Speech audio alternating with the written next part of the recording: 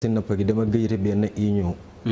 union régionale des pêcheurs artisanaux du Saint-Louis bu naan IRPAS. waaw nekk vice président INAPAS national.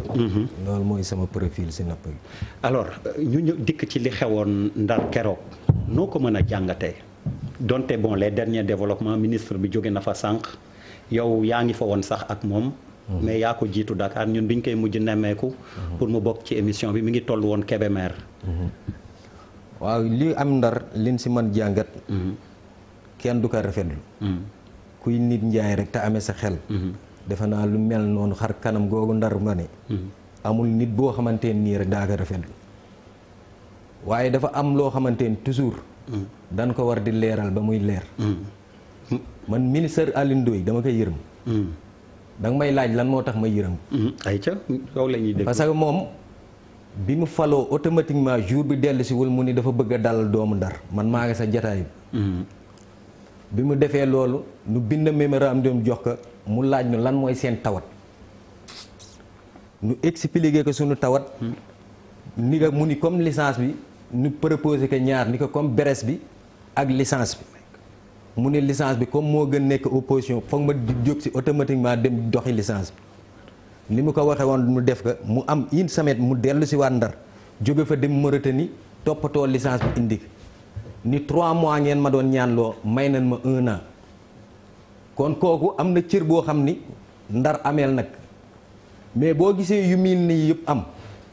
bi licence bi demee ba gars yi fay ba pare naar yi dañu ñëw indi licence yi bi ñu indee licence yi amende bi gars yi jëkkoon jàpp mu nekkoon gaal gu nekk 100 000 prise 30 ak pirogue ku nekk war a fay 100 000 nu ni léegi gaal yooyu bi ñuy fay seen licence daanu fayaale amende bi naar yi nag ni licence bi amende yooyu ëpp na loolu ni ñu ko multiplier dem ay 300 nangam millions mais loolu dafa am commission boo xamante nii dafa nekk Ndar commission boobu mooy problème mu Ndar parce que ñooñu dañu am loo xam ne toujours dañ ko war leeral ci askan wi parce que Alioune Ndoye li ko war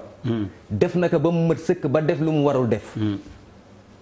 kon nag yow mi nga xam ne yaa nekk ci licence boobu di ci dox walla bu ministère bi ñëwee yow lay waxal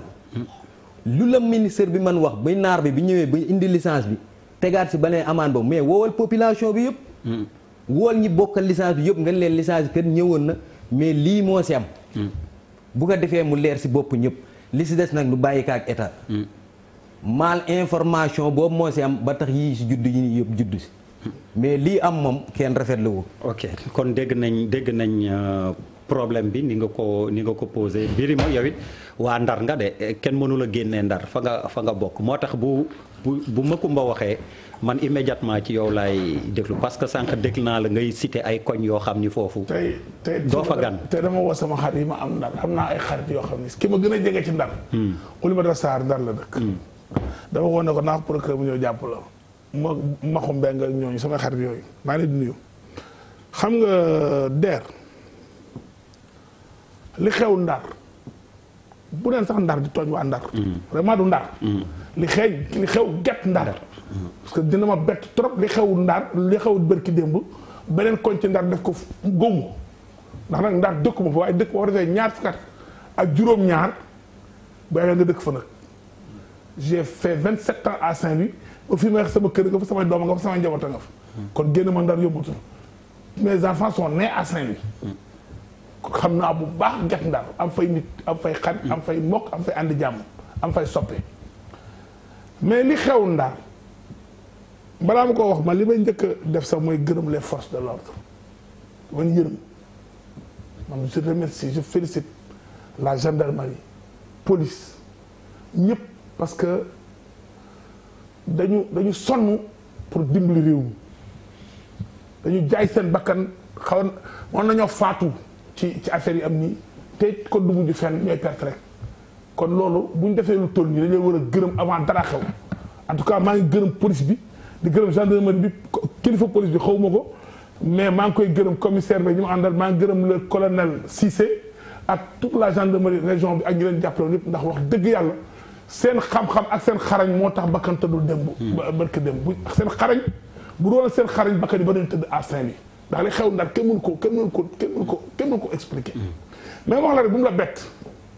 lu tax bu mu bette. du lu njëkk te biir doon bu mujj. waaye waxal jàmm. maa la ko wax maa la gën a bëgg jàmm. mais man dama xam ne du njëkkul waxoo ko de. njëkkul te du mujj. parce que dañ ko réglé wul. dafa yàgg di am du tey la am musa am lii c'est di bu ñu xool rang bi ñaata yoon la am mais ñaata leen taal et puis nga baal ma gërëm aussi waa Sénélec. ma saw leen ay doomi jàmbur yu jógee ci dëkk ak dëkk ñu affecté seen direction ñuy liggéey courant lañ leen def loolu luñ seen yoon ci licence de pêche lan mooy yoonu Sénélec ci ay licence de pêche ba ñu taal seen direction moom lañ leen rey ay xeer xool xeer doon dal ci biir direction bi ay jigéen ay jabari jàmbur ay doomi jàmbur ay innocent na fi di liggéey ñu nag moom lañ leen rey ci Mali Fro donc man je les félicite naa gërëm waa Sénélec di leen masaw di leen ñaanal vraiment yàlla sàmm leen li am solo mooy gis nga nit réew bu ñu ko bokkee dañu waxante dëgg réew kenn mënu ko Gendar pàcc la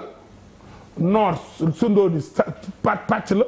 Loda pàcc la Mbuur pàcc la Dakar pàcc ku nekk ci am pàcc ci réew mi Sénélec boobu nekk foofu Ndar moomu ko Sénégal ko moom su fekkee ne man doon naa comprendre vraiment doon naa comprendre ñu ni waa Guet Ndar dañoo am problème ak état Sénégal wala waa Guet Ndar dañoo am problème ak maire Ndar wala waa Guet Ndar dañoo am problème ak beneen quartier wala waa Guet Ndar dañoo am problème ak benn groupe association sénégalais ma ni loolu histoire am na ci man nga d'accord comme mun nga bañ a d'accord histoire yooyu ci réew la waaye quartier bu jóg ne état Sénégal par force ngay wax réewu jàmbur mu jox ma licence am ma dem nekk fa par force ba ma taal réew j'ai pas compris ma mën ko expliquer et li gën a garaaw licence de pêche yi ñuy xeex démb ñëw na Ndar bi ko ministre wax léegi yàggul soriwul yaa ngi ko seen ñëpp ko seen en direct bi ko wax les dignitaires de Guet Ndar ñoo ko wër c'est en direct à la TFM mu ne non seulement licence de pêche yi ñëw na man maa téléphoné chef de service bi ne ko bu ko laal bul wax tant que waa Guet Ndar ñëw ñu fekke lépp ñu woo leen ñu ñëw fekkee naari ne leen suñuy licence gi nii voilà les conditions pour am ko da ngeen di fay tout ce kii ñoom ñu d'accord signé un procès verbal signé naari signé état Sénégal signé ñu leen kuy fay ñu ñëw jox la sa licence non seulement fayoo nga xëy taal dëkk bi nga jox sa licence par force man honnêtement man mënuma décrire li xew Guet Ndar ça me dépasse xaw ma vraiment en tout cas lii moom ñi ko def war nañ ko moytu parce que dañu bokk réew mi ak ñeneen rafetul ñi nga xam ne ñoo am obligation sàmm nit ñi parce que marché bu am doole bi ëpp Ndar bi ëpp doole ci Ndar foofu la nekk ay innocent day dem ci marché bi moom nañ leen rey l'État a l'obligation de protéger la population. D'accord, Birima. Les politiciens du pouvoir comme de l'opposition fumisterie yi ñu def ci problème nañ ko baax bu ñu jaay nit ñi waa Ndar méritoon la ñu leen di nax. non mais politique lu mu fi. non parce que non gis nga bi ñu xëy ba démb léegi les politiciens discours yi ñu tenir de l'opposition comme au pouvoir tout le monde. Je dis tous les politiciens. ok Charles les émeutes bu Guet Ndar. der lu ëpp tuuru te suñu kaw lay dal. ce qui est en train loo xamante ni mu ngi passé fii si biir Sénégal bi c'est inacceptable dañu waxante dëgg gis nañ Mbour yàggul Saint-Louis der lu fa xew c'est inacceptable Kédougou c'est inacceptable avec les gendarmes Tamba c'est inacceptable Sénégal boo xamante ne moom laay gis ni fu ñu jëm ni baaxul mais moi je suis entièrement d'accord ak suma xarit Birima lu mu fi wax faaw ñu wax dëgg waxante dëgg fii nga fi invité kenn ñu poser problème bi il y a quelque temps te lan lañ fa waxoon jàkkaarloo boobu dina toj na fii la fi kenn toog ne par force dañuy dem pêcher dans un état souverain qui s'appelle la Mauritanie mais faaw ñu respecter Mauritanie faaw ñu respecter Mauritanie. Charles bëriwul li ngay jubóo Birima de. non dama ne dafa am loo xamante ne 15 policiers blessés ça commence à faire désordre Mbour ce qui s'est passé ça fait désordre Kédougou ce qui s'est passé contre les gendarmes ça fait désordre dëkk bu amatul service d'ordre dëkk boo xamante ne service d'ordre commencé na ragal dans le contexte boo xamante ne ñu ngi koy dund nii avec le terrorisme wër ñu ceinture ñu nekk dans une ceinture de feu mais xanaa ñun xalaatatuñu mais ana kilifa dëkk yi foofu ñu toog waxtaan suñu biir lu fi xew c'est inacceptable fii am na ñoo xamante ne tubaab yi ñëw nañ fi torox leen tous les jours ñuy wax seen tur Khadim Rasoul Bamba ñu dem si Maodo ku si ne ñu torox lan moo xew qu'est-ce qui s'est passé nous les descendants faaw nu toog waxtaan il est vrai que aujourd'hui bu ñu toogee xool suñuy politiciens et je suis d'accord avec kii parce que dafa am loo xamante ne boo ko réglé wul si kaw à temps lii lay jur mais faaw ñu toog waxtaan suñu biir mënatuñu continuer di défier les forces de l'ordre comme je l'ai vu mais mu doon loo xamante ne day waar tu penses que nous sommes en situation de guerre dafa yomb comme biir ma ne ko nga jël say xeer sandi ko Sénélec mu am loo xamante ne say mbokk sénégalais ñoo ne si biir xeer yi di daal seen kaw nga yàq loo xamante ne ay contribuables ñoo koy fay c'est pas les contribuables de Guet Ndar c'est pas les contribuables de Saint-Louis c'est les contribuables de tous les Sénégalais il faut ñu toog ñu wax defe naa kilifa yi tey am nañ rendez-vous boo xamante ne si suma gis-gis mooy que des religieux parce que koo gis am nga koo gis am nga kilifa ñun ñëpp am nañ fi ay kilifa c'est bien de nous réunir parfois si ay yenn yoo xamante ne moo fi am mais faaw tam ñu toog ci biir waxante ay dëgg mënatuñu tey par rapport avec la Mauritanie et par rapport ak la Guinée-Bissau parce que c'est au nord da ngay dem dans le nord c'est comme ça nga ñëw au sud c'est comme ça toujours des problèmes am na mais je suis désolé am na pàcc géej boo xam ne moomuñu ko Mauritanie mooy décider comment ça se passe Guinée-Bissau décider comment ça se passe Cap-Vert décider comment ça se passe on est quand même non à nous de voir est-ce que amul beneen politique boo xamante ne par rapport aux licences de pêche yu ñuy octroyer les étrangers xool lu ñuy def ba suñuy mool yi suñuy pêcheurs yi rester au Sénégal mu mais mënatuñu continuer noonu les familles chaque année ñu ne la am na ñoo xamante ne dans le sud jam nañ leen bal wala réer nañu au nord c'est pareil ça ne peut pas continuer comme ça comme am na ku leen fi toogal dinañ ko laaj ñoom seen gis-gis vraiment pour ñu dépasser problème boobu naka lañ ko jàngatee Ablaye Cissé dafa mel ni sa chronique hebdomadaire bi ngay def sur RFM te lii xewagul woon bi nga koy wax dafa mel ni yow da nga ko janeer xaw ma ndax bu ci wolof bu baax noonu lañ koy wax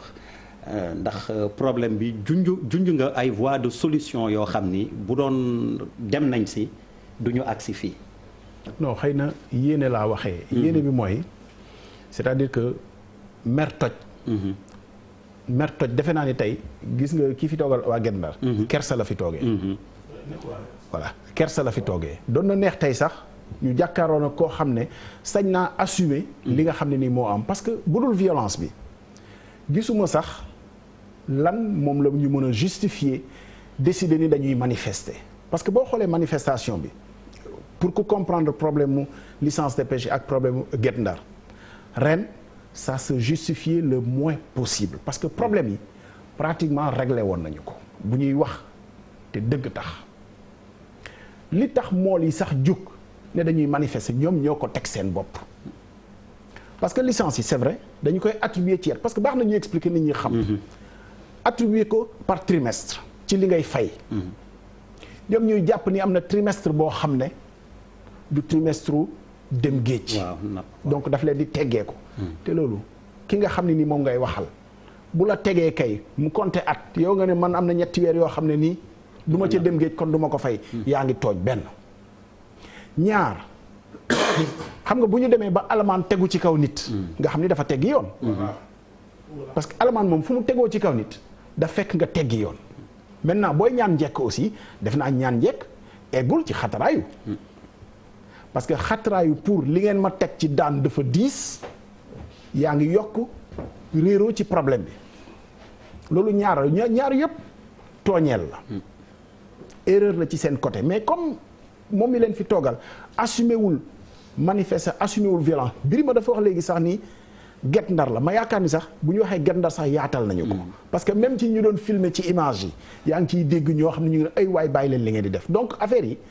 Guet Ndar yëpp sax mënuñu ko maasaale ne waa Guet Ndar la am nañ kay ñu ko sooke mais mouvement de masse moo demee noonu gis nga boo sookee dara muy fitna doo xam fu muy yem te mariirandoo yi ciy dugg nag ñooy yokk yëf yi te gis nga 32 personnes yi nga xam ne jàpp nañ leen mënoo ne sax kii li ñu doon manifester lu ko yitteel la parce que amul kenn ku ci koo xam ne ni dem katu géej la. 2 personnes ñett kenn ki mineur kooku du dem géej. je confirme 2. donc loolu moo lay won ni 2 yee fitna c'est-à-dire boo ko tàmbalee di nga xam ne ko tàmbalee mais doo xam fu muy yem te du solution maintenant pour revenir ci li nga xam ne moom nga junj. dafa di rek exemple yu fi tegu te ñu bokk réew mi xam ni aussi tey toll nañu foo xam ne mën nañu régler problème yi nga xam ne mooy posé wu ci collectivité yi. parce que gis nga problème bi posé wu Guet Ndar. moo posé wu Mbour ci mool yi moo posé wu ci Kayar ci maraîcher yi. moo posé wu feneen ci problème de terre yu ñu seex ak seen maire. te ne du fi am mais souvent ci xatraayu lay doon. da ngeen di jaar suñu kaw mais du fi am. moom nag yoon yu taxaw parce que exemple bi mooy li nga xam ni moo xew leen di Mbour. dama ko suivre particulièrement parce que comme ni dëkk intéressé Birima beneen dëkk intéressé ko intéressé na ma muy ndaw yoo xam ne dañu amoon problème ak seen maire ca njëlbeen dañoo xatraayu. manifestation ba njëkk a def dañoo yàq la maire ba def ci terrain boo xam ne nii maire ba jëloon na ko pour jardin public moo bëgg ko def leneen ñu yàq ko ba ñu jàpp leen yóbbu leen garde à vue. donc bu ñu nekkoon ñoom ci jaayante doole bi. xëy na dañu leen tëj. waaw ñoom ñooy ñàkk. moom ñu nekk ci seen biir gis ni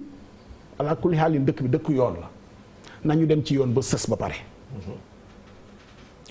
ba yàlla def ñuy gis ay faay te li gën a garaaw mooy njiit yi des fois sàmmonte wuñu sax ak li nga xam ne ni moom la leen askan wi dénk parce que njiit boo demee bay la baj di trafic ay këyit parce que tribunal la ko wax. tribunal moo condamné maire bi pour faux jugement bi usage de faux et falsification de documents ñu fal la nga falsifier document ba tribunal daan la ci je suppose que c'est très grave mais mérite bi mooy dañoo dem ci wàllu yoon xëccoowuñu xatraayuñu te loolu tey am na ay voies yoo xam ne ni moom la ñu war a def bu dul loolu exemple beneen bi ma jeexalee foofu mooy loo xam ne ni préoccupé nañu ñun ñëpp Dakar tey kenn nooyeetul amatul espace amatul ku ne muy gis ñu ngi saax-saaxee espace yi nekk ci aéroport Léopold Sédar Senghor terrain yi nu ne ñu ngi koy saax-saaxee ñu ngi koy saax-saaxee nu mënti demee am collectif boo xam ne jóg na pour ñu préserver ko bu ñu ko deful espace vert it ñu préserver ko pour l'instant di def pétition bi am succès te li nit ñi xamul mooy Sénégal aussi loolu baax na mais pouvoir public ñoo koy war di expliquer am nañu ay loi ak réglementation yu révolutionnaire yoo xam ne bi ñuy def loi pour def conseil économique et social environnemental dafa am disposition yoo xam ne ci article 4 bi nga xam ne moo ko mettre en place dafa bind ne nit boo yëkkatee pétition ba am ci 5000 signatures am nga droit wala sax conseil économique social environnemental dafa am obligation séjour ci problème bi ñu posé ko fa te comme organe consultatif la mun na def après ay recommandations donc ay voies de recours am na fi te Sénégal nag am nañu chance u am ay lois yoo xam ne c'est très progressiste donc yooyu voies yooyu waaw mais d'accord mais maintenant ma daaneel non c'est vrai am na concours de non waaw d'accord mais buñ ci demul duñu ko gis maintenant am na ay concours de circonstances parce que aussi nañ wax li fi nekk très souvent dañuy am impression ni justice sax day néewal doole ñi nga xam ne nii ñooy baadoola yi duñ leen topp yàlla bu defee nag mu topp leen ñu xam ni loolu mu ngi fi ñu koy doxalee surtout alors Pape Djibril su ma déggee ñi jotoo yëpp lu mënoon a ñàkk la li xew Guet Ndar waaw lu mënoon a ñàkk la li gënoon mooy mu ñàkk mooy alerte bi nga xamante ni defoon nañ ko fii ci jàkkaarloo Abdoulaye def ko ci chronique am souvent lu ci bari dañ koy gis muy ñëw mais duñu ci def taxawaay bi mat sëkk bi nga xamante ni war nañ ko ci def pour mu deñ ñi ci war a intervenir yëpp gis nañ tey ku nekk jóg na ku nekk wax na ci am na sax ñu dagg seen activité yëpp dem Ndar ne dañuy mastaw ak yooyu mais bi muy yëngatu ñu koy sentir muy ñëw ñëpp xamoon nañ ne loolu dina arrivé parce que li ma jàpp mooy ñi nga xamante ni ñoo jóg keroog di ñaawlu déjà mbir yi ni mu demee parce que li ñu yàq yëpp suñu alal rek lañ koy jël financé waat ko yàq nañ ci ba yàq ci loo xamante ni sax moomuñu ko ñun rek mooy siège OMVS boobu moomuñu ko ñun rek donc loolu yëpp dañ koy ñaawlu ndaxte si kaw suñu kaw ndodd rek lay dalaat ñun ñoo koy financé waat fayaat ko donc di sant yàlla aussi parce que mënoon na lu nekk mënoon na ci am yàlla ci def sutura waaye li ma jàpp mooy mool yooyu bu ñu sañoon suñu xëyee dinañ am beneen yitte bu dul dem di taal ak lakk parce que loolu dafa métti jàkkaarloo di sànni xeer xëcc mbal métti na waaye xam naa ne lii ko gën a métti ndax da ngay dóori xeer ñu lay dóor ay lacrymogène xeex bu métti boo xamante ni je pense que am na leneen lu ko gën a kii donc encore une fois instruments yi ñu am nañuy jóg à temps ndax am na ñoo xam loolu rek lañ leen di fayee dañ leen di fay ngir ñuy dànkaafu yu mel noonu di fay daay yi. léegi nag kenn ku ci nekk na ci assumer niveau de responsabilité am et encore une fois pour man c'est ay fin wu processus la xam nga à un moment donné Sénégal du tey la ñu fi wax licence pêche. à un moment donné nee nañ on avait vendu nos côtes les plus poissonneuses. waaw sunu côtes yi nga xamante ni dañu amay jën jaay nañ ko. loolu est-ce que du depuis nguuru ñoom Birima temps PS la woon loolu coow li ni ngay wax yàgg na fi trop. Birima maa la sànni xeer boobu. léegi fi ngay mooy li ma doon wax benn jour ci émigration clandestine bi fi xale bi di egg ci ñàkk yaakaar ñàkk pexe ba def aventure boo xamante ni. dafay egg ci dootul am lu mu naan bay tuur ndox di ko naan. xam nga loolu c'est très grave. mais ki nga xamante ni aussi dafay transcender yenn règles yi. te moom bu sañoon day dem rek nappi daal di ñibbisi nga xamante ni tey jii boo demee foofu noonu ñuy wax ci Saint-Louis la fa nekk tey jii ci ñoo xamante ni dañu xëy rek ñu ne la sa papa ñëwut xëy rek ñu ne la sa yaay ñëwul parce que ñu ci bari dañ leen di rey ci géej gi. donc je pense que ne loolu ni ñuy defee leneen urgence nationale li ñuy def dialogue national nii. pour man question yooyu nag moo jar a dialoguer. ñu ne nan la ñuy def ba. parce que dafa am ñetti secteurs yoo xam pour man négliger bi ñu leen di négliger souvent dafay delluwaat suñu kaw te coow li daf ciy bari mais dañuy indi ay solutions yoo xamante ni conjoncturel rek après mu daal di ñëwaat ñu daal di ci tey ji agriculture ci la bokk man gëw ma ne déwén duñu waxaat problème mu campagne agricole tey ji pêche bi ci la bokk élevage ci la bokk c'est-à-dire que loolu mooy question yi nga xamante ni centrale yi nga xamante ni dañ cee war a taxaw définitivement ñu ne léegi lu ñu wax ren nan la ñuy def ba déwén duñu ko wax lu ñu wax ren nan la ñuy def ba déwén duñu ko wax ba pare nag ñu dimbali leen aussi parce que koo xamante ni yow laajul amul salaire koo xamante ni dooleem rek la yaakaar ak xam-xamam boo xamante ni xëy na jàngaloo ko état jàngalu ko ca maamam la ko donnoo wala ci baayam mais je pense que ni à un moment donné aussi nit soo ko yërëmul waroo ko yedd am na loo xamante ni dafa war état ci ñoom te xëy na dinañ soxla état ba tàyyi duñ ko fa fekk ay jàmbaar lañu ñu ngi góorgóorlu fexe nañu ba am métier nan lañ leen di dooleel ba wax ak tamit sunu dëkkandoo yi nga xamante ni moom mooy Mauritanie waaw ñoom la ñu ko seqal ba nga xamante ni dinañ mën a transcender définitivement ces problèmes parce que encore une fois bari nañu nekk Guet Ndar tey ñii seen papa la ñuy jooy ñii seen yaay la ñuy jooy te foofu lañ leen rey te dara fekku leen ci Bouba lu mënoon ñàkk waaye mujj naa am noo ko jàngatee. waaw mais c'est vrai que lu mënoon ñàkk la je ne pense pas que ma gis benn nit bu sibiti en tout cas si ñu ciy waxtaan kenn ne c'est bien fait je pense que ñun ñëpp ñoo koy ñaawlu parce que pourquoi ñu koy ñaawlu parce que en fait en réalité Sénégal quand même xamuñu benn genre violence bu mel ni mais aussi war nañ si am jàngat jàngat bi ñu ci war a njëkk a am mooy fan la événement yi successifs yi xewee ak ñan ñoo koy def ak fan lañ ko wékk je pense que loolu dafa am solo ce qui s'est passé à Mbour kan moo def lan ce qui s'est passé à Saint-Louis kan moo def lan mooy dénominateur commun bi je pense que il faut ñu xam loolu parce que boo nee napp des fois je pense que Sénégal fii dafa am ay mbir yoo xam ne pour nga teg ci loxo day xaw a difficile trop mais pourtant ñu bëri xam nañ ko moom mooy fan la xewee boo demee si wax nañ ko fi Kayar amoon na problème nga dem Mbour nga dem Guet Ndar mooy que suñu mbokku lébu yi ñoo fa gën a nekk di napp loolooy dëgg te je pense que état li mu war a njëkk a def mooy que zone bu nekk rek war na ko étudier pour xam yan genre nit ñoo fa nekk ak ban comportement la ñu mën a am parce que ay nit yu dund en communauté la ñoo xam ne dañuy gàddu benn tey jii nii dañ koy café chaque fois et je pense que des fois ñu café dara reetaan fekk en réalité am na lu ci dëgg lu bëri parce que am na yenn quartier yoo xam ne boo fa duggoon di fa xeex ak benn nit gars yi dañuy génn sot la dëgg la dañuy génn sot la boo demoon fii ci quartier yooyu dem fa am fa benn problème ne gars yi balaa ñuy ñëw di laajte kan moo tooñ dañ lay jàppale mais parce que dañu solidaire mais solidarité boobu am na nuñ koy boolee mu mën a taal dara et je pense que loolu waruñu ragal quand même di ko wax je pense que ci communauté yi nga xam ne ñoom ñoo gën a fonk kilifa ci Sénégal communauté lébu bi daf ci bokk bi ci gën a organisé ci gën a organisé normalement si la bokk mu am fi ay kilifa yu am solo yoo xam ne bu réew mi tey ji nii yëngu woon am nañu ay jéego yuñ ci war a def te communauté yooyu je pense que dañ leen war a di impliqué ci mbir yu mel ni tout le temps pour que ñuy yenn zones yi ñu fay quand même di jiitu gars yi parce que am na ay et puis c'est partout dans le monde am na ay quartiers yoo xam ne su problème amee dafay mën na tàkk boo demoon Paris fële ca 92 xaw ma 93 xaw ma bu fa problème amee bokkul ak bu amee ca Champs-Élysées parce que ña fa dëkk ñëpp boo gisoon nit di rendi benn nit tey jii nii police ñoo nekk kan moo gis ko rendi benn nit ñëpp nii la ñuy def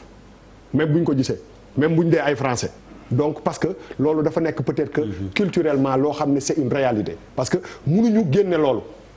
fan la xewee ñan ñoo koy def et comment on fait pour que fi nga xam ne zone yooyu nga xam ne quand même les gens sont assez chauds je pense que il faut ñuy anticiper pour éviter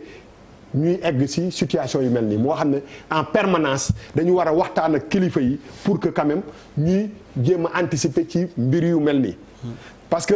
État aussi des fois dina reculer pour essayer de gérer une situation il y a quelques années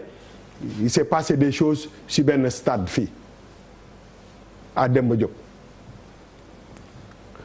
yooyu yëpp dañ ci war a am jàngat bu problème amee da ngay étudier exactement yan zone ak ñan la ñu war a impliquer pour que zone yi nga xam ne nit ñi dañu nekk di am benn parce que état d'esprit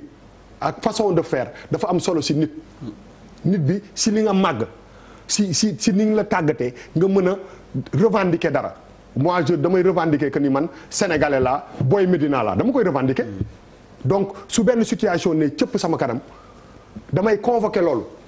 Boy Médina warul def lii dañ koy ak fierté xam nga man Boy Saint-Louis laa boo am na nooy mel ñu ne la yow ndar nga dañ koy kafeek ni tout le temps yow de ndar normalement di ko Youssou Ndour waxee dañu gën a ndar la ka dañoo am maanaa civilisé jàng tey c'est une réalité dañ koy café mais loolu dëgg la donc pour man société buñ ci nekkee loolu yëpp dañ ko war a intégrer comment on peut faire pour que quand même bu ñu gisee que ni coow yu mel noonu dafay am ci yenn zone yoo xam ne peut-être que y a une façon de faire ou façon de vivre bu fa nekk dañu war a anticiper pour que kii yooyu bombe yooyu ñu leen désamorcer leen dès le début bu ñu gisee que ni problème la ñu am ay nit yoo xam ne dañ leen di impliquer quand même si processus bi parce que si coow li man j'aimerais bien déglu aussi kilifa aada yi c'est important tey jii nii waaw non moom laa tey jii nii xaw ma leen ñu bëri su ma jégoon grand serigne de Dakar Ablaye Matar Diop mu def benn déclaration du ma bett wala mu jël ànd ak diw ñu jéem a saytu lan mooy problème bi mënuñu leen si bañ a génne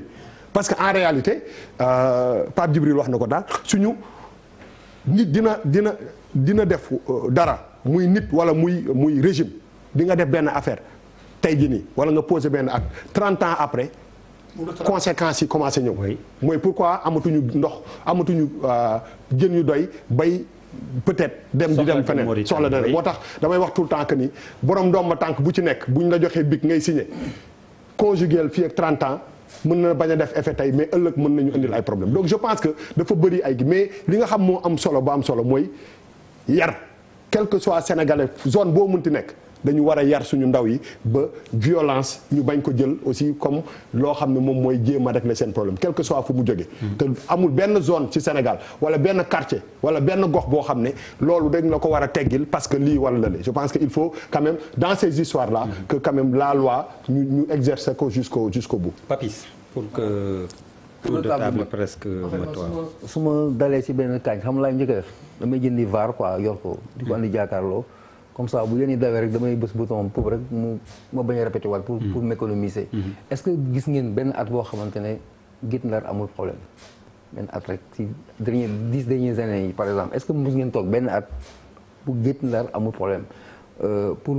stade bi c'était une circonstance Mbour bi c'est pas des choses récurrentes mais Guet Ndar c'est une constante loolu du changer. Je commence par condamner déjà violence bi man lépp lu ñuy régler par violence man bokk ma ci d'accord ma ci VAR bi la moo tax ma wax la ko dama ne si sur mes principes par exemple atte bor fay la yëfu jàmbur sa yëf la dernière fois bi ñu amee problème ak problème Guet Ndar bi c'était dañu rayoon ay nit quoi la dernière fois bi ñu koy tablé fii c'était ça il y a eu des morts ñu tirer leen parce que dañ ñëw seen territoire moi j'avais dit yëfu jàmbur bàyyi ko c'est ma philosophie et je reste constant par rapport à ça mais au-delà des insuffisances ak yenn errements yi am je crois que problème Guet Ndar du Guet Ndar moo koy régler du waa Guet Ndar ñoo koy régler autorité sénégalaise ñoo ko war a régler parce que li tax ma gëm ne mën na nekk problème gaz bi ak pétrole bi dafa am lu ñu bokk ak Mauritanie mais les chefs d'État se sont rencontrés ba léegi déggu leen benn problème buñ koy sax yaakaar ils se sont retrouvés ils se sont entendus président Macky Sall ak Aziz avant muy jógee ci pouvoir bi je ne pense pas que ñu yaakaar na xëy na pétrole aussi important que des vies je ne le pense pas mais quand le problème s'est posé ñaari présidents yi ñoo gisee seen bopp ñoom ñoo réglé problème bi problème Guet Ndar aussi noonu la war a demee c'est-à-dire ce sont les chefs d'État les vrais patrons ñoo ko mën a régler mais gis nga ce qu'on fait là tour de table chacun donne son avis tout le monde va condamner la violence mais le problème reste entier bougé wul changé wul on parle d'accalmie mais le problème n'est pas résolu il n'est pas résolu c'est quoi la solution amuñu ko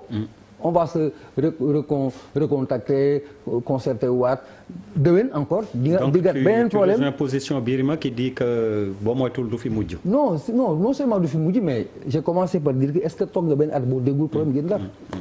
c'est une récurrence donc lu dafa war a dépasser juste une chose bi yoon Papis différence bi mooy du problème entre pêcheurs Guet Ndar yi ak Mauritanie c'est vraiment interne mais c'est Guet Ndar la source man fi may waxee donc non solution bi donc nekkatul discussion entre président Macky Sall ak président bu Mauritanie problème bi kay fii la j'ai pas dit ko régler non Ablaye comprendre dama le problème est tellement sérieux chaque année mu génn si beneen facette rek muy génn c'est-à-dire que c'est les déclenchement yi rek waaw mooy wute rek mais c'est la même zone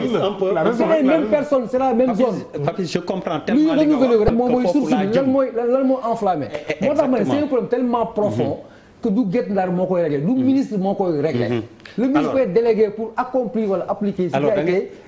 non dama ne l'histoire du pétrole Papis nand naa la de dama la nand ba nga xam ni yow laay jàppale ak fi ma jëm gis nga problème pétrole bi dañoo toog président Macky Sall dafa toog ak Aziz ñu wax ci waxu pétrole bi mais problème bu Guet Ndar bu ñu toogee wax ko mais il y a des solutions. Mamadou Ngom Niang comme fekke nga waxtaan bi sa gis-gis très rapidement ci. waaw su ma gis-gis mooy d'abord condamner violence bi comme ni ko ñëpp waxee du image yu honoré képp koo xam ne bëgg nga Sénégal mel ni mu war a mel donc je pense que ñoom ñi fa dëkk ils ont commencé par regretter ces incidents-là. donc mun nañ leen ko nangul concéder leen ko mais li Papis wax rek moom lay wax mooy que ne comme c'est un fait buy ñëw tous les ans aussi ñoom ñi nga xam ne ñoom ñoo leen di administrer ñoom ñoo leen fa nekkal ñoom ñoo war a teg problème yi si fi ñu ko war a teg parce que ay kilifa lañ ñu jiital leen donc buñ la jiitalee aussi da nga war a jëfe li nga xam ne moom lañ la jox teg ko fi nga ko war a teg et mettre l'État devant ses responsabilités mais mënuñ di agir cas par cas parce que benn dëkk rek newu fii benn sénégalais rek newu fii état def fi ne war a régler problème yi sénégalais yëpp donc on doit pas être là à dire que ne waxoon nañ ko waxuñu ko woon l'état ne peut pas gérer cas par cas l'état gère de façon générale et un cas bu ñëwee ñu posé ko te jàpp naa ne le ministre Alioune Ndoye def na ci lim ci war a def yëpp ak gouvernement Sénégal et on les félicite au passage. fi nga daanelee ak Papis dama d'accord ak yéen ba nga xam ni Macoumba yow laay interpeller licence de pêche yi rek certainement nekkul problème mu Guet Ndar effectivement seen dundin pour mu gën a ñoŋ problème mu avancée de la mer mi ngi fa dragage fleuve bi buñ koy wax mooy bël bi tamit problème mu bël bi su ma juumul en moyenne c'est 20 à 25 pêcheurs yu ci ñàkk seen bakken chaque année géej gi mi ngi nangu seen kër yi donc bëri na ay problèmes yoo xam ni effectivement aussi je pense qu'il faut que ñu teg ko ci table bi régler ko ce ne sont pas seulement bu ñuy xool peut-être licence de pêche yi ñoo cristalliser frustration waa Guet Ndar bëri na yeneen problème yoo xam ne ñu ngi koy dund. waaw xam nga mooy comme li nga wax Guet Ndar si guddi yi ñu toll. askan nañu woo xam ñoom dañuy dund lu metti ku nu ko waxul nag doo ko xam boo demee booru géej gi amatuñu tefesu géej. géej gi tout le temps ma ngi nangu seen kër yi. beres bi pour nu mën fi jaar pour wuti lu nu dundee rek danse la. pour nu mën fa jaar booy dem da ngay jéggi siraat. booy dellu si da ngay jéggi siraat moom lañ dëkkee moom.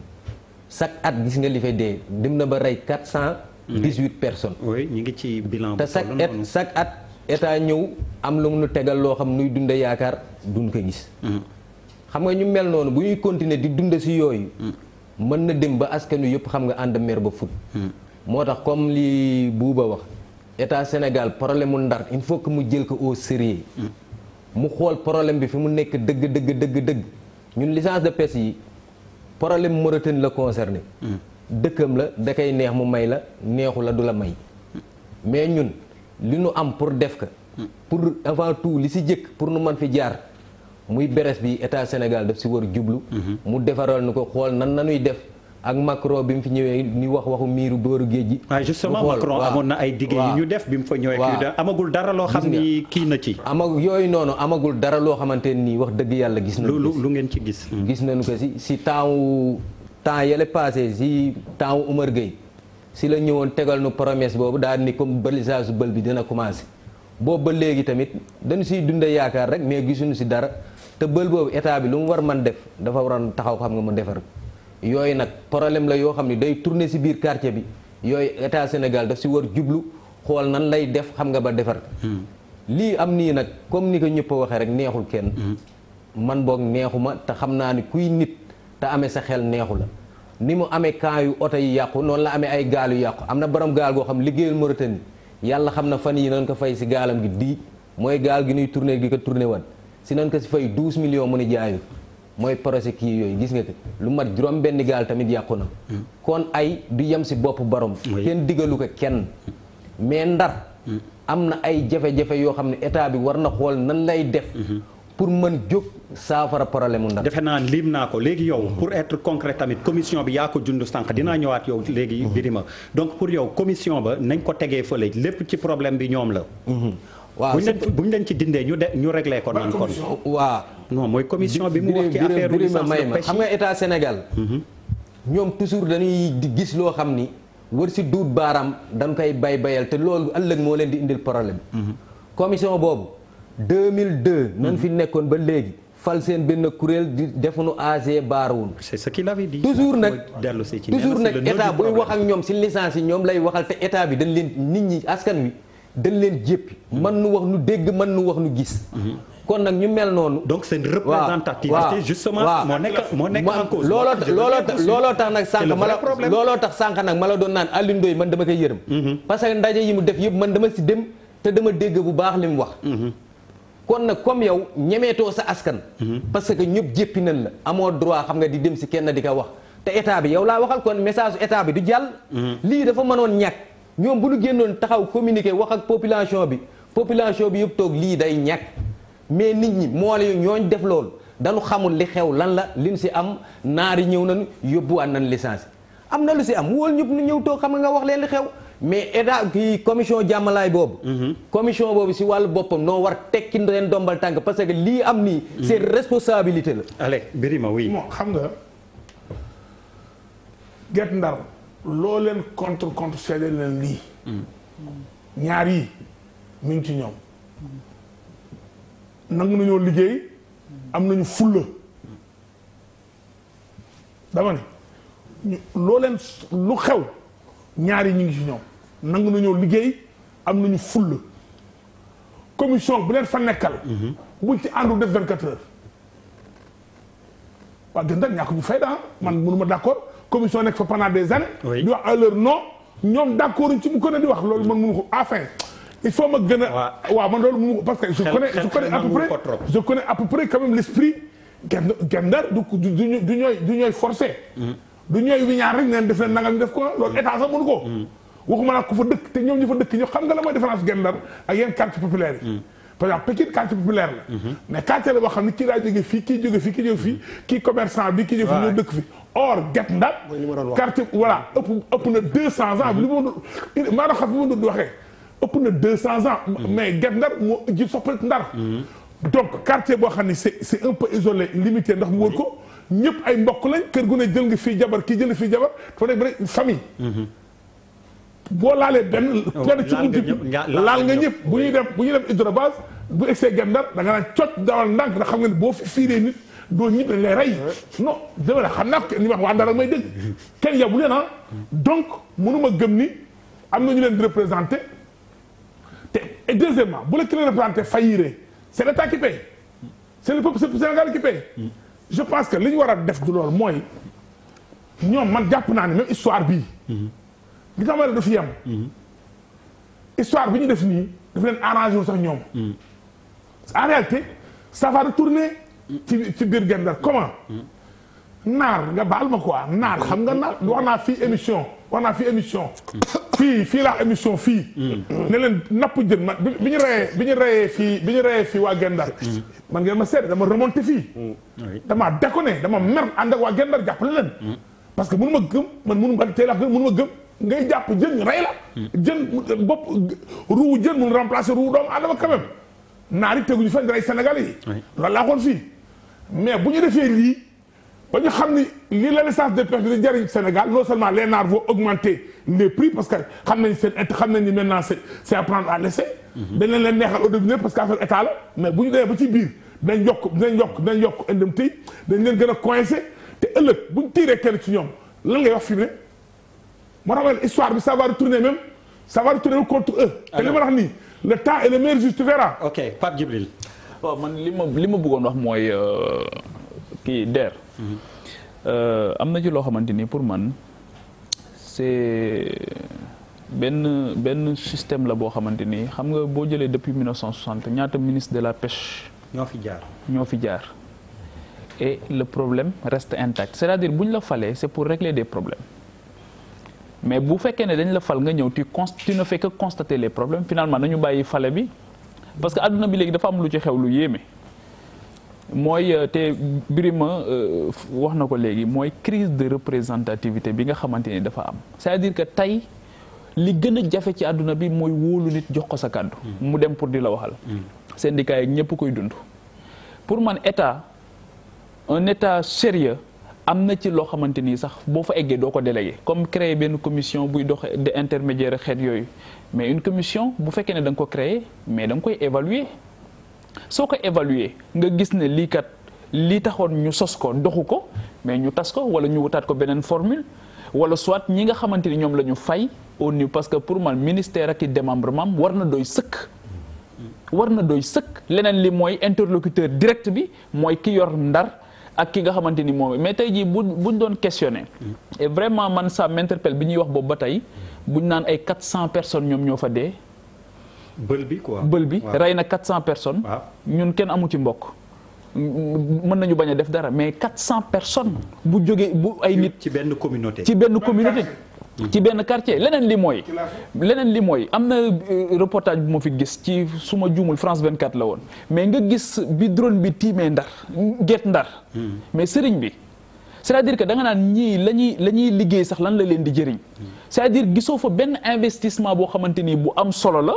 da nga naan ndax li ñuy liggéey moo ngi leen di jëriñ alors que tey jii boo jëlee seen contribution mooy li ma doon wax léegi secteur primaire bi muy pêche muy élevage muy agriculture boo jëlee seen niveau de contribution ak liy delluwaat ci ñoom mais ça pose problème gis nga inégalité yooyu tant que corrigé wuñu ko dañuy coow li day bari rek mais encore une fois le fait que aussi inégalité yooyu ñu koy entretenir mais c'est une forme de violence aussi. alors balaa may ñëw ci yow. licence amende yi mais doo may rek balaa buuba benn minute rek. non am na lu il faut ngeen leeral bël bi. il faut non may ma il faut ngeen bu ngeen fa leeral bël bi. doo may déglu non dama defantewul waaw ok de te donner la parole. si j'ai une information qui peut changer tournure du débat beeg yu demee noonu laisse-moi. waaw amul benn problème vas-y alors j'ai une information comme quoi Mauritanie dafa annuler donc c'est à vérifier dafa annuler finalement amende yi indi coow bi yëpp. waaw même loolu c'est confirmé Pierre me dit que c'est confirmé da nga bëggoon wax prends la parole. waaw man en fait lu ma bëggoon wax mooy pourquoi ñu war a réduire waa Guet Ndar si ay licence de pêche wala dara même si seen activité principale mooy napp mais doomu nappkat mën na doon avocat doomu nattkat mën na doon Sadio Mané doomu nappkat mën na doon leneen ak leneen qu'est-ce qu'on fait de Guet Ndar ñun ñi nga xam ne ay man benn yoon laa fi mës a romb ma ne est-ce que man Sénégal laa nekk parce que am naa peut-être opportunité romb fa xool ma ne waaw j'ai jamais vu ça autant d'enfants yuy daw ci tali bi autant j'en ai jamais vu il paraît que def nañ ci sax reportage mais loolu mais doo jàngat lan moo fa am ana école ya pourquoi doomu nappkat bi yëpp dafa war a il faut mu dem napp qu'est-ce lan mooy projet de développement wu Guet Ndar est-ce que Guet Ndar dans la transformation wala dans les autres choses activités femmes yi nga xam ne dañuy peut-être ñenn ñi dañuy toog rek di xaar seen jëkkër yi ñëw dem bay qu'est-ce qu'on en fait lan lañ fay def loo xam ne peut-être que dina encourager njàngum école am boo nee ci dëkk yi ñu naan dañu bëgg a avancer dañu bëgg a émerger dañu bëgg a def li mais loolu yëpp il faut nga intégrer ko c'est-à-dire que dëkk bu ci amul njàng ah saay ñu si gën a bëri si ginnaaw la ñuy dem man j'aimerais bien tey jii que ñi nga xam ne ñoom ñoo jóge foofu ñu wax ñu en dehors de napp bi ak licencié ak yooyu lan mooy avenir u Guet Ndar ci biir Sénégal ci développement wu Sénégal est-ce que nit ñi aussi dañuy toll nekk ay ouvrier tout le temps wala tey jii am na école yu baax xale yaa ngi fay jóge di def yeneen activité loolu yëpp dafa am solo c'est-à-dire que te bu ma xamee ba léegi coowu Guet Ndar bi yëpp affaire licence de pêche la ak yooyu mais gisuma dara leneen loo xam ne moom mooy inciter nit ñi. voilà ñoo xam ne non nga xam ne gis nga ni ça bouge. waaw non waaw d'accord non dama laajte dama ne en dehors de tout ça parce que boo demee ci benn zone boo xam ne mu am benn concentration de xale ah ak de jigéen il faut nga seet yan activité la ñuy def parce que loolu moom mooy éviter que nit ñi aussi bañ a concentré wu toog fenn parce que bés bu tàkkee dafay def doom. mën naa leeral tuuti ma wax foofu xam nga pour buuba li ma dañ comprendre. ngeen dafa esprit spécial. ma def la benn jeunesse foofu. am nañ des cadres de très haut niveau moi j'ai des amis yoo xam ne c'est des cadres de haut niveau. vraiment école bu baax mu ngi ci digg Guet Ndar lycée Faidherbe c'est à 100 mètres c'est à moins de 500 donc loolu am na fa mais c'est que problème mu Guet Ndar mooy problème bu xaw complexe boo seetloo même boo seetloo Guet Ndar kii du ko weddi moo jur goxu mbaaj waa Guet Ndar fi ñu dagg tëli boobu la ñu waxoon ku bëgg a dem Guet Ndar c'est que problème mu Guet Ndar du Guet Ndar waa Guet Ndar la par exemple tey bu ñu leen daggaloon am na ñu commencé génn di def ay Pikine mais boo daggoon tey ay cité tabax ko neen dafa ñu bañ il faut pas sortir de Guet Ndar du tout c'est problème te affaire dafa dem ba quartier bi mootul contenir. waaw mais donc tu confirmes li ma doon. oui mais loolu c'est une question de lu ma la aada la xaw ma aada la nga xaw ma attaché à quelqu'un bi man tey man Birima Ndiaye soo bëggoon a jox kër ne ma génnal Sandiara bu doon nekk Sandiara ban Sandiara foo ne Sandiara non bàyyil Sandiara non Sandiara ngay bàyyi. yow Sandiara non xoolal yow fu nooy ngay dem Paris. New York Saly non mais dëgg la Saly Singapour ak Japon bàyyi Sandiara fa nga fàqee ko rek ne dëkkoo Sandiara. waaw d'accord man samay ndey sama baay dëkk saa ma bay àllu Sandiara bépp mbaam laa doon bayee. dootul léegi de nga waaw damaa màgg ku ne ba ngaa tekki. ku ne ba ngaa gën sa baay nag. Ablaye ku baax ku ne da ngay gën sa baay la nga am li nga am sa baay amu ko nag toll nii yow li nga am tey sa baay amu ko toll nii. ok ma meggale. mais alors waaw mais dama ne kon Guet Ndar na c'est important li may wax. kon affaire bi du problème mu fàtte Guet Ndar bël bi. fàttaliku leen bi ñu koy dagg man bokk naa ci ñu contrôle à Saint-Louis. C'était en 2006 ou 2005 je ne sais pas. On est à précisément 415 morts. waaw mais dañ koy dagg. 415 bañ koy dagg c'était le régime de Pérez ñu bañoon bari na. ñu waa Marocain yi indi woon ak bi ñu koy dagg 15 mètres la woo. xaw ma 15 nangam disparaître na le village de Doune Baba Dieye. ñi ko bañoon man ci laa bokkoon. à l'époque ñu ñëw di terroriser nit ñi. naan leen les libéraux vont faire nangam pour Saint-Louis voilà le résultat d'aujourd'hui lu ñu compte moom Guet Ndar la dëkk na wax non dama ne na wax mu ngi nii entre man. Birima yaa ngi wax waxu politique di. voilà mais politique ma non bël waxuma bël bi at moom nu ngay dagg noonu bis buñ ko daggaloon Ndar moom kenn du fa nekk. waaw kon nag c'est mais état continuité la dagg nga ko. waaw mais solution am na. li la war mooy nga bëli. waaw may ma wax la parce que dama lay wax benn affaire. comme boo demee dëkk bu mel ne Mauritanie. oui xam nga ñun tey Sénégal xam nga li war tax xam nga ñun ñu xoolaat suñu façon politique. boo demee dëkk bu mel ne Mauritanie tey moom ay port de pêche lay defar gaal pêche artisanale ñun noo ngi si ay quai de pêche yooyu yëpp. yu nu war taxaw xam nga def si jàngat def si seetlu la. dëgg la mais Mauritanie at yii nit noo rag di jéego yu noo dox si wàllu pêche ñun ñu fay dem. Sénégal ñun doxunu lu mel noonu. yooyu nag.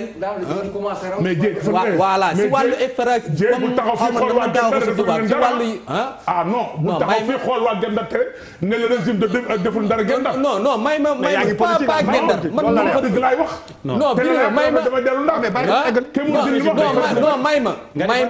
may ma an mi ngay wax ni Ndar bu nu dag dindiwoon bëri da nga bañoon. waaw boo bañoon rek Ndar disparaît.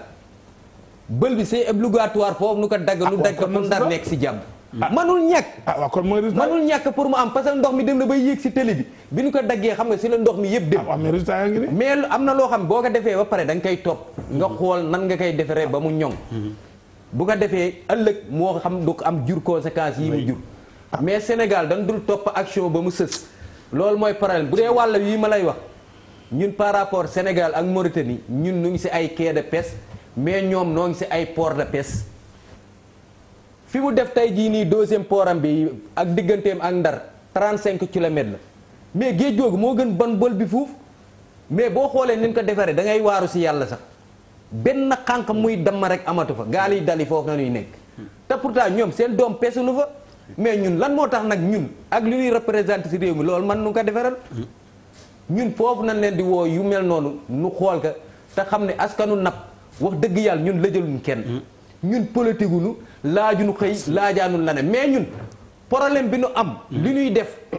nan nu ko tegal ci conditions yu leer pour fi ñuy jaar pour mën duuti lu nu dunde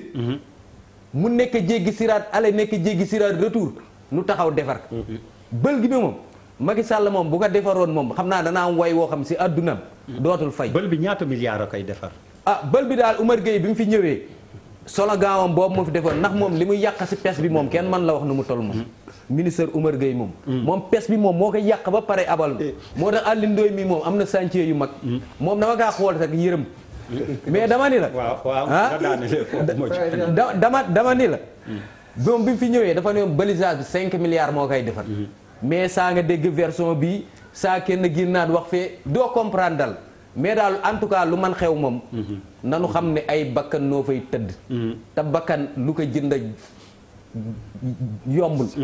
nu taxaw xool nan nanuy saafare loolu ndax mbirum bël bi du affaire politique comme yaa ngi fi toog daal balaa nga fiy jógee Guet-Ndar seen jàmbat yëpp na nga ko fi wax kilifa yaa ngi seetaan waaw incha allah du ma yem si jàmbatu Guet-Ndar kese jàmbaru Sénégal danaa la wax pes bi ak yoon yoo xam ni bu nu si jaaree géej gi dina amaat jën ba nu bàyyi géej gi benn problème maa ngi ñëwaat ci yow seetal ci sa xel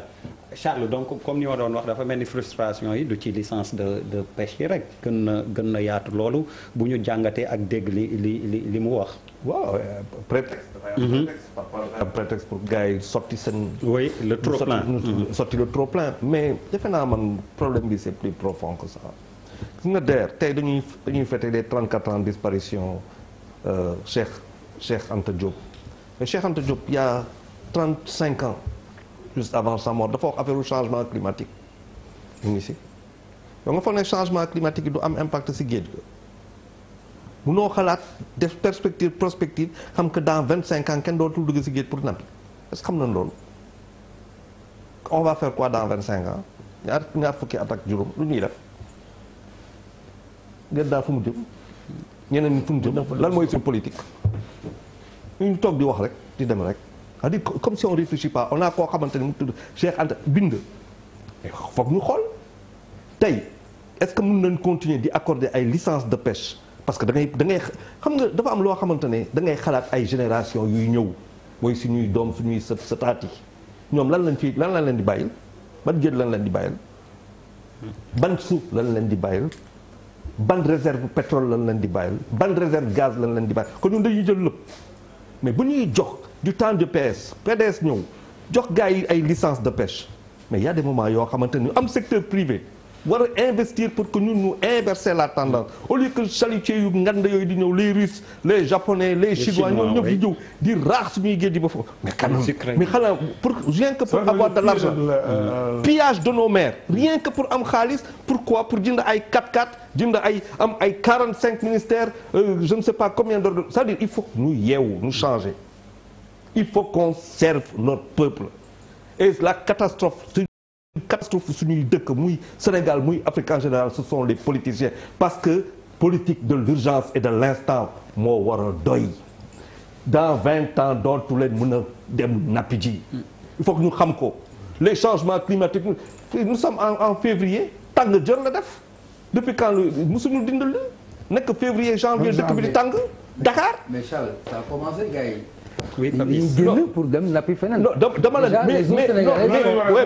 mais attends je finis mais attends non ça veut dire moi je suis pas c'est-à-dire mais da ngay anticiper tey tu sais que boo taxawee nii di nga xuus romb Mauritanie nga dem Maroc di nga xuus dem Cap-Vert mais tu vas rencontrer les mêmes problèmes quelle est la solution alternative lan mooy solution alternative bi tey est-ce que waruñu toog du xalaatat suñu politique de comment dire océanique ñu xool lu ñu koy protéger pour su waxuma la pour ñun looy def da ngay xalaat ñu ko fay bàyyi ñu fay bàyyi mooy ta descendance du leen bàyyi dara c'est-à-dire ñoom ñu ngi xeex tey c'est-à-dire boo xoolee chaque année ñuy waxaat la même chose bu mel ne lu ñuy voté amuñu perspective amuñu prospective amuñu dara ñun daal ñuy dem ay dox dem rek di dem te Cheikh Anta Diop bii ñuy wax tey c'est-à-dire on l'a célébré Pape Djibril on l'a célébré je suis désolé quoi c'est bien mais bu ñu taxawee si loolu rek c'est une fumisterie historique et scientifique parce que doo célébrer nit si waxtaan mu jeex faw nga xool étudier mais am na lu ñu fi bind am na ñeneen ak yeneen xalaat yi bëri nañ fi déwén lan la ñuy def qu'est-ce qu'on va faire l'année prochaine gars yi mënul la ko wax ñoom ils sont incapables de dire il faut des financements yu doy waar par rapport à projet bu doy waar la mais il va falloir que maintenant on pense moi je pense que il faut poser même le problème de la pêche non pas tey en tant que tey mais l'avenir allez Pierre s'il te plaît boo ma mënee woon image drone yi ma la yooyu ne bël bi ñuy wax sànq ba léegi langue de barbarie nit ñu xaw ko mën a gis tuuti alors Ablaye Cissé métti la man dama bëggoon relever benn bu njëkk mooy gis nga mode de vie bi nga xam ne moom lañ fi souligner ci Guet Ndar mode de vie culturel la loo xam ne la c'est culturel mais attention c'est pas une tare du lu leen sonal communauté bu ne ak ni muy dundee la mais du lu leen yàqal Guet Ndar mënoo fexe ba tracé ko ba mu mel ni quartier mel ni Almadies c'est-à-dire nit ñi sax bëgguñu loolu mais sonalu leen loolu foog ñu xam ko ba pare même bu ñu ko bëggoon moderniser am na loo xam ne seen mode la noonu la ñuy dundee te yàqalu leen ñu xam ko ba pare deuxièmement pour ñu bañ a sori problème bi parce que xam nga lan moo fi nekk enjeu de représentativité moo yàq lu bari ci réew mi xoolal par exemple corps yi nga xam ne ñu mujjee dem ci élection de représentativité pour ñu mën a xam ndax état bi am na interlocuteur yuy waxal am déet enseignants yi bi ñu demee ba def élection ba pare sax taxul ñu mën a xam kan moo représenté ak ku représentatif gis nga ko G7 a ngi fi G20 ngi fi ñii ne ñun ñoo légitime ñële ne waaye it ñun dañuy bokk boo leen génnee ñu def li ñuy def donc Sénégal rek mooy réew moo xam ne da nga naan nit ñi organiser wu leen sax ñu jox leen xaalis boo jëlee artisans yi ñu ne leen organiser wu leen 15% commande publique bi nga xam ne état day commande ay table banc ay chaise ay lu ne luñ ciy commandé 15 yi yéen lañ ko jox bu ngeen organiser woo mënuñu absorber 15% yi parce que bëgguñu sax wuti registre de commerce bëgguñu wuti leneen loolu aussi problème mais c'est plus profond que ça. De façon basée 15% non de façon basée non l'État joue le jeu vraiment sur ce plan-là non Ablaye sur ce plan-là l'État joue le jeu parce que xam nga lu tax non mais il faut pas qu'on fasse des confusions. Non, on ne fait pas de confusion. Important pour les artisans. C'est extrêmement important. Mais d'accord. Mais ça n'a jamais été appliqué en fait. Mais justement parce que les gens n'arrivent pas à absorber. Non, c'est pas une leçon des artisans. C'est l'État qui doit l'organiser. Non, pas du tout. Xam nga. Si, Ablaye, c'est vrai. La preuve que ñi organisé wu ñu ngi ciy jot. ñi muus organisé wu ñooy jël lu bari ci marché bu ko defee ñi nga xam ne organisé wuñu yaakaar ni dañ leen di dóor mais buñ la nee kay demal wuti këyit wutil kayit rek ba pare boo ci jotul après di nga mën a kaas. mais loolu est-ce que tu as bien suivi oui je suis très bien suivi et c'est ça la réalité maintenant loolu li ma ci bëgg a wax rek mooy enjeu de représentatif Guet Ndar plus de ay centaines organisation yu ne dañuy représenter waa Guet Ndar yi est-ce que loolu mën na nekk aussi. est-ce que loolu mën na nekk. moom mii tey moo fi toog mais am na ñoo xam ne gisuñu seen bopp sax ci moom. non ñu ngi wax yeneen. 52 organisations voilà mais loolu bu ñu ko réglé wul. bu ñu ko 52 bu ñu ko réglé wul 52 organisations. ku ci yoo nekk wax ci pes bi ci Guet Ndar. loolu bu ñu ko réglé wul fu ñu jëm. Voilà pourquoi je dis. Voilà pourquoi ma ne au début à la fin de tout ça c'est l'État qui doit organiser 52 yi si l'État n'en voulait pas du am. non ñoom la d'abord. non je veux dire non c'est avant. non c'est que d'abord am na yoo xamante ni état dafa am pàccam population am pàccam. l'autorité suprême appartient à l'État. Si nous sommes dans une société avec ses règles, son organisation, s'il y a 52 représentations, c'est parce que l'État l'a voulu. L'État moo bëgg loolu. moo bëgg loolu, il y aura toujours une confusion. Je pense que ñun mënuñu chaque année. Sénégal am problème licence de pêche ak Mauritanie. bu ñu naxante tôt ou tard les licences de pêche dina taxaw. problème dem sa egg foo xam ni Mauritanie taxaw mais balaa boobu. est-ce que Sénégal warul toog ñu sunu biir ak les acteurs de la pêche ñu xool nan lañu war a organiser woo nan lañu def ay financement ci sunu biir géej gi. ba doon ñu soxla non c'est vrai ba doon ñu soxla licence de pêche Mauritanie parce que un pays mënul dund sur la base de ci licence su jàmbur. mënuñ dund ci loolu mënuñ parce que tey mën nañu jubóog Mauritanie soo mën nañu jubóog moom. di ka ci mos nañu fi xulal Mauritanie par exemple bu ñu ci amee problème ak Mauritanie kenn ñëw daf ñu napp ci géej Mauritanie demee ñi nga am pétrole ak Mauritanie mën nañu ànd Papis nee na jubóo nañ mais pétrole la. mën ngeen jubóo 1 an 2 ans ba ngeen jubóo 4 ans 5 ans kenn ñaan ko yàlla mais c'est possible. bu boobaa seen toog ñun doot ñu lekk jën je pense que aujourd'hui l'État dafa war a toog. ñu xool exactement nan la ñu war a liggéeyee géej gi ba jën yi mën a amaat de telle sorte que dootu ñu soxla réewu jàmbur pour ay licence yu jàmbur. di ko jël et deuxièmement dès maintenant l'État Sénégal dafa war a arrêter licence yi ñuy jox bateau yi. ñu ñëw di tibb suñu géej gi di ko yóbbu c'est que loolu dañoo war a voter assemblée nationale tere géej gi complètement au moins pour 1 an 2 mais c'est vrai. 1 an 2 ans 3 ans. mais géej gi dina amaat ay jën. ñu suqaliku waat quoi. suspendre nañ ko pour l'instant. exactement suspendre nañ ko. Pape Djibril c'est encore man enjeu bi pour man le débat bi ni mu amee solo trop mooy moo tax sànq ma wax ne. dialogue national nag lii lañ fa waroon waxtaane bu baax a baax pour régler ko définitivement parce que usine des farines de poisson boo demee Mauritanie dañu ko am ñoom dañu am enjeu ci seen géej gi jën yi dañu ko soxla lool parce que ci la ñuy régler seen question emploi li muy employé lu bari lay jël comprendre nga donc lii question bi nga xamante ni moom la buuba duut baaraam léegi te ñun ñi nga xamante ni yëpp yàlla dafa dogal ñu jànge ci kaw gi ay échappés solitaires lañu boo demee ba réussir ndax inégalité des chances boobu parce qu'il y a une reproduction sociale dans ces villages là contrairement à ce que Abdoulaye dit Abdoulaye pour man c'est vrai que seen mode de vie mën nañu wax ne c'est culturel mën nañu wax lépp mais am na ci loo xamante ni mooy le minimum am na tey jii ñu toog seen kër yi ndox mi di ko nangu ñu toog ba ci am na ci jamono boo xam seen armère sax ndox mi daf ko nangu ñu toog di dund yoo xamante ni honnêtement war nañ leen ko mën a régler définitivement ndax seen contribution encore une fois infrastructure yoo xamante ni war nañ ko fa def parce que li gën a métti li gën a jafe mooy koo xamante ku amul métier mais koo xamante ni moom am na métier ba pare dane rek sama métier bi dama bëgg nga dooleel ma ko dans ces villages de pêche wala fa ñuy bayee wala fa ñuy sàmmee reproduction sociale ba fa am dafay expliquer échec bi nga xamante ni suñ politique publique yi daf ko am depuis 60 ans sa baay nekk nappkat nga ñëw nekk nappkat di napp dans les mêmes conditions que sa papa napp yi mu doon napp sa papa nekk baykat nga ñëw di nekkaat baykat di bay les mêmes conditions que sa papa yi mu doon bay sa papa nekk sàmmkat nga ñëw di sàmmaat dans les mêmes conditions yi nga xamante ni ñoo ngi doon sàmm c'est-à-dire que tey jii foo ci dem foofu yëpp na seen ay échappé rek ñooy am ci benn génération nga jël benn groupe de 100 personnes 200 personnes kenn wala ñaar ñoo ciy am benn réussite boo xamante après da ngay delluwaat fekkaat sa gars yi nekkaat dans les mêmes conditions donc encore une fois pour man il y a des inégalités les inégalités il faut les combattre ba nga xamante ni réew mi dañuy mën a dépasser yenn yi définitivement encore une fois ñi ñuy fal ñu régler les problèmes définitivement bu ñu la falee boo ñëwee nga def les constats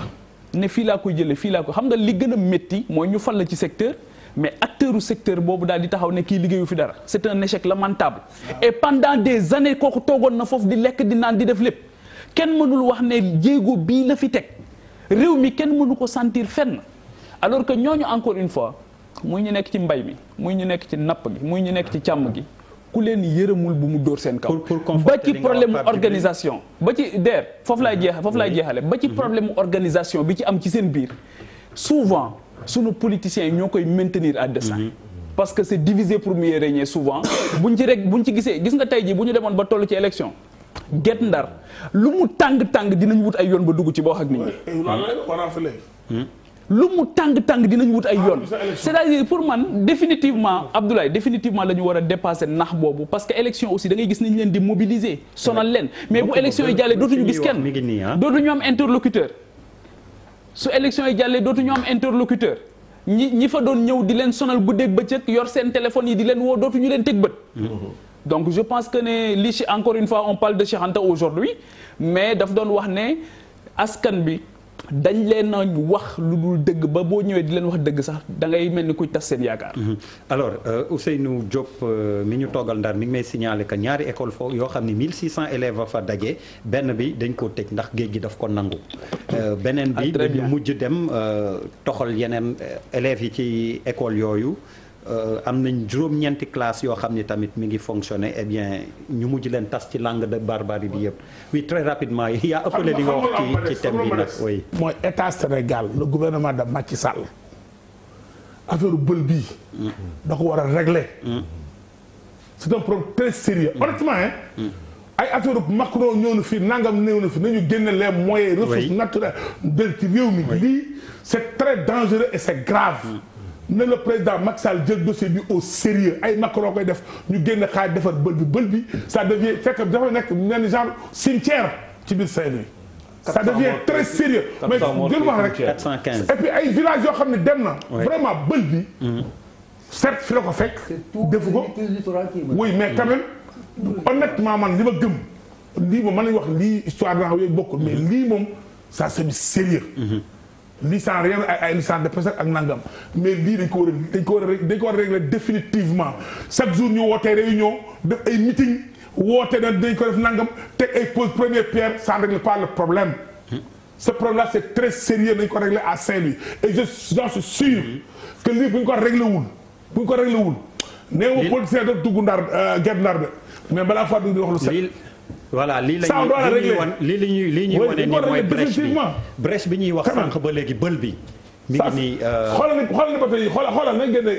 gaal xool ni gaal bii ñëwee xoolal ni muy ñëwee nga xam sax dawul normalement c'est très dangereux xool nga ni muy ñëwee. c'est très dangereux alors juste avant may terminer ak Macoumba. parce que première partie mais je pense que question bi ñu war a laaj suñu bopp aussi mooy qu'est-ce qui s'est passé c'est quand même un problème de comportement mbir mi dafa am solo ah. c'est-à-dire que yan genre nit la ñuy yar ci yenn quartier yi je pense bu ñu convoqué wu aussi cette question de comportement ah dañuy passer à côté parce que à la limite ki nga xam ne moom moo jóge foofu sax mi ngi condamné affaire bi mooy que est-ce que ñii nekk ci yenn zones yi moom mooy li ma doon wax sànq est-ce que ñi ngi intégré que ni dañu war a nekk ay nit yoo xam ne dañu am retenue dañu war a jàng dañ leen war a dimbale pour ñu am comportement bu baax parce que pourquoi loolu di xaw foofu te xewul feneen man loolu laay wax quoi c'est-à-dire que dans ce problème là il y a benn partie bu mag une grande partie boo xam ne mbirum comportement la c'est-à-dire que ñoo xam ne pour ñoom armée sax bu taxawee ci seen kanam faale wuñ ko. te loolu pourquoi on n'a pas convoqué quand même cette question là quoi. bi boobu lan laa loolu fa laa tàmbalee sax ba mu lay ne lu ëpp tuur. c'est-à-dire que Sénégal tey foog ñu toogaat xool mbir bi doo stigmatiser zone. mais la violence toog di attaquer suñuy policiers yi ak gendarmerie yi. ça commence à devenir banal. te loolu mënul continuer. bu ñu xoolee Libye lan moo fa xew. dans tous les pays là où ça ne va pas là mais c'est parce que il y a des services d'ordre l'armée jaratu fa dara mais nun xool fëpp c'est-à-dire dafa am loo xamante ne et encore gis nga DER dafa am lu principal ak lu secondaire man le principal moo ma intéressé dañu nekk ci situation sous-régionale bi nekk ci benn cercle de feu moo ñu entouré ak ay nit yoo xamante ne tey il faut pas qu'ils doutent. Ça s'appelle la gendarmerie ça s'appelle la police ça s'appelle l'armée yàggu fii ñu téye militaires yi ñu leen di wax lu ne ah on les a attaqués on a attaqué la gendarmerie est-ce qu'on peut continuer comme ça est-ce que à chaque fois tey bu fekkente ne je suis pas d'accord ak Pape Djibril Fall rek foog ma taal oto bi foog ma toj fii foog ma def lii foog ma def la ça ne peut pas continuer faw nag politiciens yi que les hommes politiques derrière aussi ñu bàyyi politique liggéeyal askan wi. Il y a trop de monde qui fait de politique pour pas grand-chose pour pas grand résultat parce que boo xoolee bu baax affaire u pêche bi on le sentait venir fii lañ ko wax ça fait même pas un an fii lañ toog wax ko gis ko mu ñëw y a des faillites y a des faillites waa Guet Ndar am na lu ñu def mais am na ay faillites et les faillites elles sont centrales elles sont dans le pouvoir central foofu la ñu war a nettoyer parce que lii mënatul continuer dama leen ne que dans 10 ans dans 20 ans dans une génération dans 25 ans maanaam suñuy doom yi du ñu mun a dem Mauritanie pour nappi c'est quoi la solution. duñ ko wax. ok alors on est déjà dans cette situation. non je veux dire tu imagines que dans 25 ans. non là Macoumba fi nga jógee dafa sori yaa ngi jógee ba Ndar. ñu ngi tàggoo ni ma la wax bu dee da nga am doléance yoo xam ni da nga ko bëgg a becc ci kanamu autorité yi. vraiment ñu taxaw si. bismillah. waaw boo li nga bëgg a wax si kanamu autorité yi moom muy bël bi. bël bi moom defe naa Guet Ndar moom ku julli moom ngaa sëlmali. moom ngaa sëlmali si di ñaan pour état Sénégal defar Macky Sall nag dañ koy ñaanal si ayam moom bu ko defaree moom dana am way bu dul fay. kon nag nu ngi ko siy encouragé pour mu taxaw defar. deuxième chose bi mooy fi may tëje mooy dafa am benn mouvement bu nekk Mauritanie muy mouvement jeune mauritanien ñoom dañu lëkkaloog ñun ba gaal yi ñuy jàpp si yoonu Mauritanie bi. ñu siy dimbali bu baax ban siy génne gaal yu bare gaal yoo xam presque dem na ay centaine de millions loolu nag mouvement boobu ki nga giitee muy Mbaye Babacar Diagne adjoint bi di Marème Tandia loolu moom ñun ñu ngi koy liggéey si loo xam ne état yëgu ko ñoom ñu ngi siy dimbali bu baax a baax loolu nag ñu ngi leen siy sant leen si am naa benn question bu ndaw est-ce que am na ay gaal yu jógee Mauritanie di non di xaar ba eggali di napp ci Sénégal non loolu amul amul du tout amul gaal goo jóge Mauritanie di nappe Sénégal. ah waaw non dama doon laajte mais non xam naa mais question boo xam ne xamoon naa réponse mais ñoom léegi bu njëkk daawunu pes mais léegi defar nañu ay école formation pes léegi naar yi ñu ngi pes ñu ngi pes ba ñun li ñuy napp dañuy nappa di teer Ndar mais am na 15% yoo xam ne da ngay débarquer Mauritanie. mais xam nga lu ma jàpp sa accent da nga am Mauritanie. mais c'est normal. am double accent. Birima ban appel ngay lancé ñu dem deuxième partie li may wax mooy histoire kenn xamul fu muy yem. damay ñaan kilifa aada yi comme ni ko Bouba waxee. yu nekk ci Sénégal ñu def déclaration dem Guet Ndar waxtaan ak waa dëkk bi. parce que affaire bi ñëpp la métti man dama métti may wax dëgg nga mais ñu waxtaan ak waa dëkk bi ñu dal état Sénégal aussi vraiment jouer franc jeu ak la population de Guet Ndar. Guet Ndar mënul nekk benn grenier politique bu campagne jotee ñëpp da ko gagné Guet Ndar gagné nga Ndar ñëpp daw dem fa opposition au pouvoir digg fa ba la soo nga daw aussi loolu mënul nekk ñëpp nga xool aux yeux sur tout le monde géej gi di nangu ay nit di leen def loo xam ne lu metti la te bu dañu xëy mu jekki-jekki egg foo xam ne mën na sa disparaître loolu Ndar gi fa mu def disparaître quartier bi ñëpp di seetaan bu tee ñu teg benn brique bu nga loolu rek solution bi de grâce man affaire licence de pêche sax taxumaa wax mais affaire bël bi man ça m'intéresse nañu régler problème mu bël bi avant que soit trop tard ñu ay délégation di yóbbu ay ceeb ak jëlee suukar loolu réglé wul problème bi na état Sénégal régler bël bi et que aussi kilifa aada yi waxtaan ak waa Guet Ndar wax leen ne leen violence du régler dara